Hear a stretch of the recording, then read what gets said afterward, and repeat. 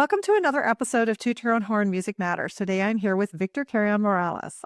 Welcome, Victor. Hi. Nice. I am so happy to have you from Puerto Rico all the way here. And I would love for you to tell your story about how you chose the clarinet. How did that happen? Well, happens to be that I have a twin sister that chose the clarinet when I was in third grade. We have a music school program that was free for us.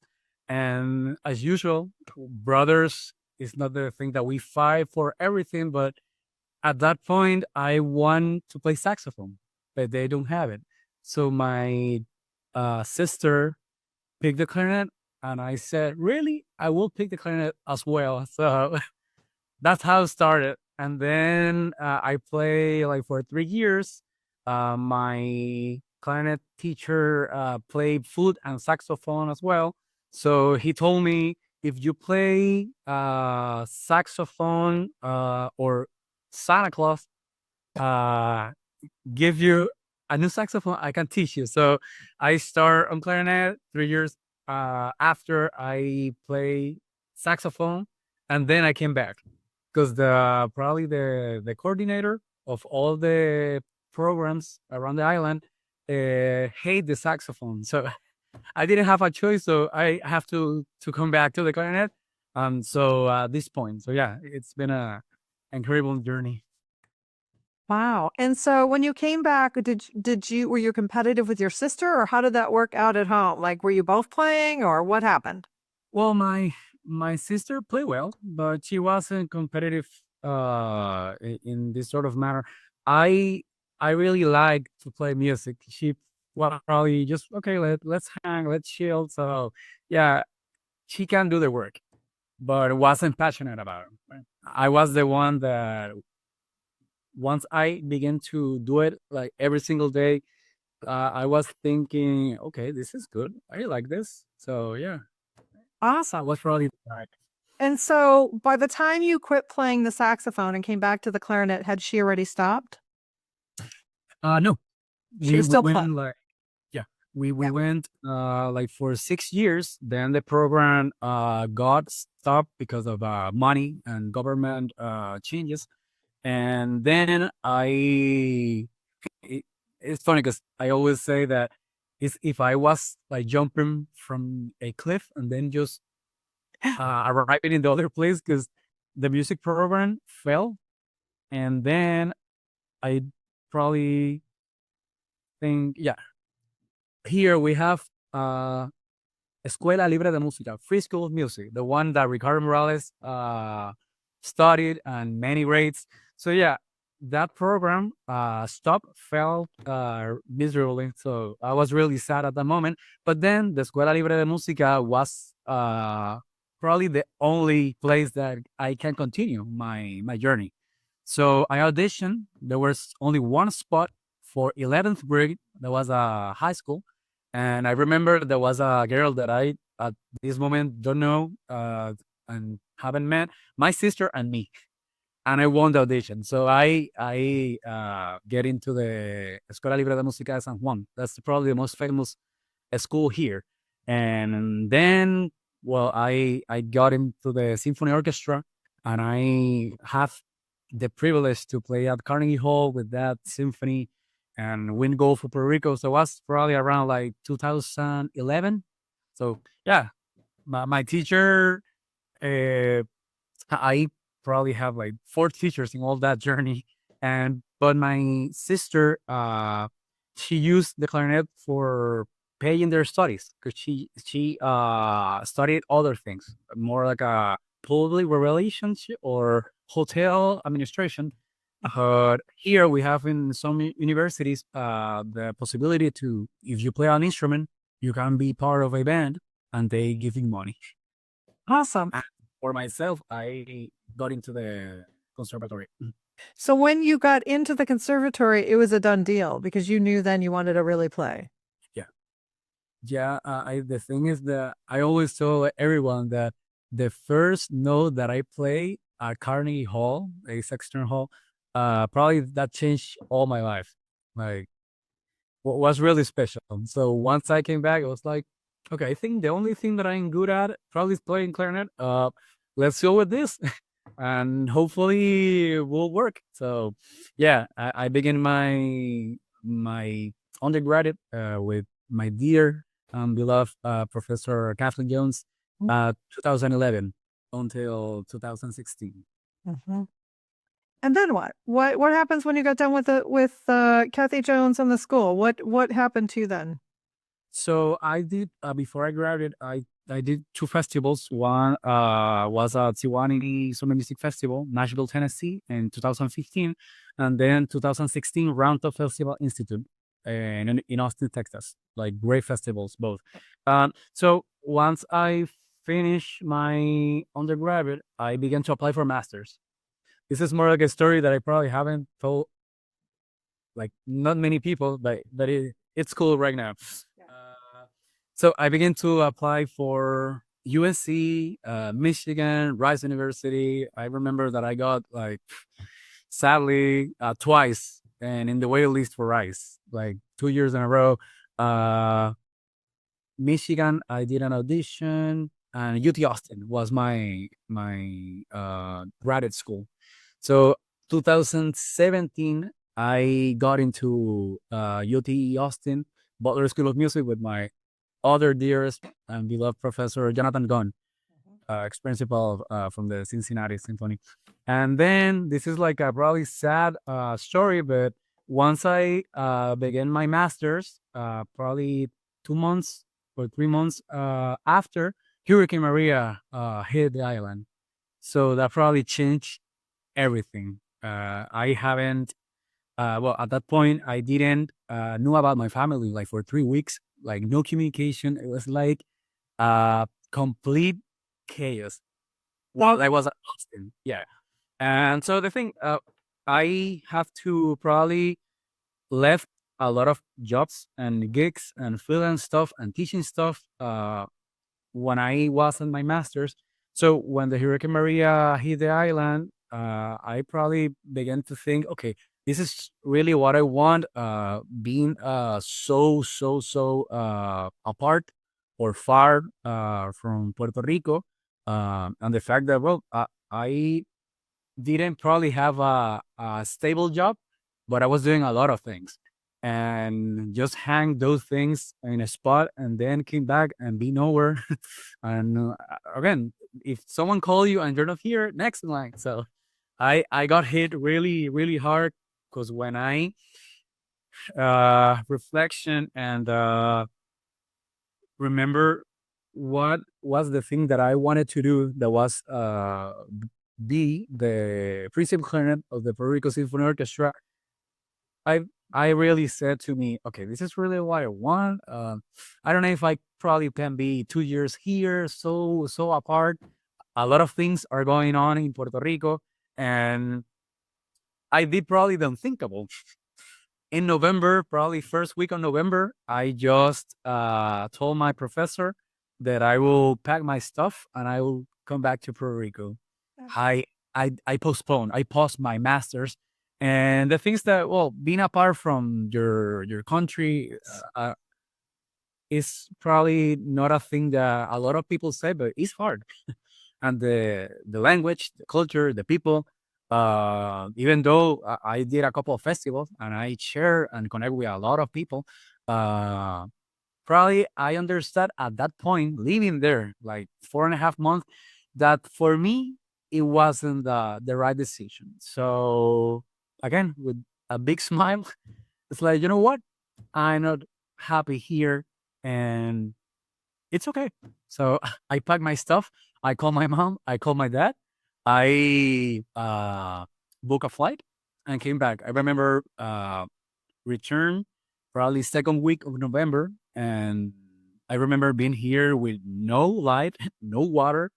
It's like darkness every place that you go or see. And then it's fun enough. Once I come back, probably the week after, the water came and the light came. So again, 1 month later, I began to look for jobs because like all the music industry fell off. There was no work. The music is the least thing that the society or the government is looking for. They're probably more, and again, it's valid, more emphatic with the hospital, Right. with the communities, and people have food in their tables and all other things. But yeah, December, I receive a call from my one of my uh, yeah, a family member. So she offered me probably a recommendation, and I begin to work in a library, a Christian library in Rio Piedras. It's one of Puerto Rico probably famous cities, and then it's not probably at April or May that one of the music programs here in Puerto Rico that wasn't POSU. POSU was the first one that I began with, but this is now 100 por 35. This is something related with the mission and the vision of Venezuela, el sistema. So they brought some of that project and concept to Puerto Rico. And once I finish my days, I have a cashier and the library. I got recruited to begin to teach in that program. Funny enough, when I was applying for masters, I didn't have a teaching job. I was only freelancing. And once I came back after the that hurricane, a couple of things began to work perfectly. It's like, okay, what's about right timing? Being here in the perfect time and place. So yeah, I got lucky enough. I began to work in that music program that was more attached to the conservatory in like a more pre-college division. But we teach here like grupal or groups instead of individual. So it's a lot of work, but it's really gratifying. It was the first time that I was teaching clarinetist. So once I was at my master's, I well most of the time I told people that I probably am the most grateful and privileged person alive because I've been lucky enough to be part of amazing things in my career. So at that moment, I said to me, I need to give back. I need to share my passion. I need to share my knowledge. It wasn't the fact that if it's a lot or less that share what I have to offer because otherwise it just get here it's for me, and I usually share like everything that I got. I'm an open book, so helping people once I begin to teach students was like my main priority. I begin to get a lot of gigs and freelance stuff, and my career just go like a probably like a CPR. I begin to have all the jobs that I had uh, before I leave for my master's and more. So yeah, it's been incredible. Now, well, the place that you see, this is my beloved temple. This is Escuela Libre de Música, but in Caguas, Antonio Paoli. In here we have 6 schools. San Juan is the most famous. Caguas is here. That's my actual job. Arecibo, Ponce, Humacao, and Mayagüez. Okay? So there are 6 schools around the island. So students that love music get immense and fantastic and valuable music education free. So yeah, Incredible. That's yeah, incredible. that's probably more like a brief story of how things have gone so far. Yeah. And you're playing in what orchestra do you play in? Yeah, I in 2022 I won assistant principal clarinet utility in the Puerto Rico Symphony Orchestra. My love professor Kathleen Young retired after I think 40 plus 45 years of principal. So the acting, well, the assistant principal George Morales moved acting principal, and then I auditioned for the assistant principal utility because here we have probably play principal, bass clarinet, E flat, all saxophones, and as well second clarinet if it ask. So I won that audition on 2022. But before that, I've been extra or sub with the Puerto Rico Symphony, probably like 10 years, like 12. I won that audition probably like 19 years old. And then in 2022, I probably was like 28, 29. I won that former professional audition. So I act as assistant principal utility sub while they audition the principal clarinet. And I told you earlier that my mind changed a little bit. I wanted to play principal clarinet, but then I realized that I love to play like all the clarinets, all the saxophones. So probably at that time I said, I think probably this is sort of like limited for me. I usually love like today play this clarinet, tomorrow teach saxophone, the next morning have a private student playing soprano sax. Then I got to my school here at Libre de Caguas and teach 5 clarinets, like from elementary to advanced player. So yeah, the thing is, once I got there, the symphony orchestra, 6 months, the second clarinet had probably a stroke. It's really, really bad. So he has to recover. So I finished my 6 month of acting assistant principal and moved to second clarinet, active second clarinet. So at that point, Andres Maldonado, this is my brother, won the principal clarinet audition. So was Andres Maldonado principal, and I was acting second, and then George Morales returned to his position. So we just did like probably 5-6 months. So the thing, funny enough, I covered the entire year playing with the Puerto Rico Symphony Orchestra, and I'm really, really proud of that achievement. So besides the symphony, I've been playing with the Puerto Rico Philharmonic, like probably all the positions: assistant, second, first, bass, E flat, and saxophone, I think. Since 2011, probably my first year as a graduate, my undergraduate, I began to lucky enough. I have that one call that changed everything. So at 2011, I began to play with the Puerto Rico Philharmonic Orchestra. Probably at 2013 or 14, I began to sub in the Puerto Rico concert band. That's why we have like 8 clarinets. So what was really, really I think I was fortunate enough because we have 80 flats and 1 bass. So I remember like subbing the whole section. So was really good. You being undergraduate, you need money, and then every single week, if you don't go for Luis, you go from the concertmaster. If it not for him, you go with the assistant, and then take clarinet. I played like I run all the bases like bass. I was really I got a lot of we here say calle street like all these tools that you achieve in the workplace in the field. So those 3 are the probably the most famous one: the Puerto Rico Symphony Orchestra, the Puerto Rico Philharmonic Orchestra, and the Puerto Rico Concert Band. And then I play with a choir. I began to make more connections, and I have one of my dearest friends, Guaronex Morales. He has a 25 years old professional choir here. Wow. Do a lot of community and stuff and concerts.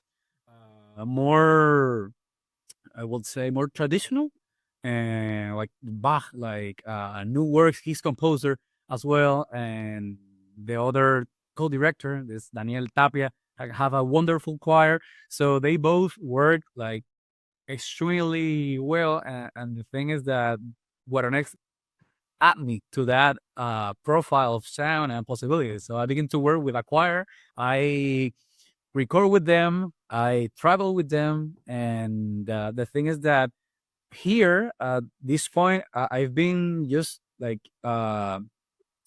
establishing bridges between. It's not only symphony orchestra. I play with the band, with the choir, with a soprano and piano, with a harp and tenor, with barriles de bomba, and a full women or ladies choir behind my back, and traveling to New York to record something that is a premiere of Guaronex Morales Mato for soprano and piano, and all Puerto Ricans. It's been insanely good at this point. I traveled to Spain with the symphonic band of the Escuela Libre de Música de Caguas. I traveled to Colombia with the choir. So it's been really good. So I just thrilled to share all these things that going to happen. Clearly, coming back to Puerto Rico was the right decision. I agree. No question At about that time, probably I was probably in depression. I didn't know what will be or what will be my life. And the fact that I stopped my masters, what I will do. So a lot of things were moving. So the fact that I took that decision and then begin to like enroll my sleeves. Let's work. Let's go back to the roots and again make some calls, practice like crazy. And then when the call came, one or me be ready to get it knock off the park and be relevant and live the live a life that I do what I love and what I'm passionate about. So if I tell my students that like the music career or the performance or the teaching here we have to be really versatile because otherwise if you want to teach that's good if you want to play but I find myself that I enjoy doing different things and it's curious because a lot of people have probably like a straight line my career I probably said it's probably like 22 years in the music like 15 professional and it's been like sort of zigzag all the way to here. I almost gonna probably celebrate my 7th year teaching and a full time job here in Caguas, and I love my students. They're probably like my sons and daughters, and I love them. And again, being a professional freelance musician that played with people that I like and respect. That's awesome. So this is probably the long story short. Yeah. If someone was listening to this and just loved your story, what would you tell them to play a wind instrument, to do it right now, to try? What would you tell them? Well, it don't matter which instrument you play. The thing is that every single one of them requires discipline, requires hard work. Listen to your teacher. Respect the music. Get equipment that allow to share your voice. And yeah, I tell like a lot of people that I prefer to be this is probably a little bit extremist, but I will rather be happy and with less money than be rich and probably be the saddest person alive. So music is probably the thing that saved my life again, and that the fact that I have the luck of waking every single day and know that I play or I will teach or I will do something related or repair at some point. That's coming. You're starting that. That's right. That probably gives me so much joy. So I probably can share enough of what I'm feeling right now. But yeah, it's like a really good place, but took a lot of years, a lot of uncertainty. But yeah, working like every step with the mind or the correct mindset and yeah, like things happen. Well, Victor, you're going to continue to inspire a lot of people and you're going to continue to help a lot of people. And your focus on helping people is going to shine through with everything you do because it shined through today for sure. And I really appreciate you taking the time to share your story. And I can't wait to see what happens with you helping your community when your repair skills get pulled together because the kit's on its way. You'll probably have it Monday or Tuesday, but I'm so excited for you. And I'm so lucky to learn more about you. And I will talk to you soon. Yeah, I'm really glad that we share probably the same passion of helping people. And then again, If it wasn't for this, probably that it's not fun Correct. at this moment. And again, I'm young. We are both are young. Right. But the fact that I don't know, that probably keeps the drive and the passion. Just share what I know. I'm an open book. If you want to know something, just ask. That I probably, yeah, I probably did all the hard work.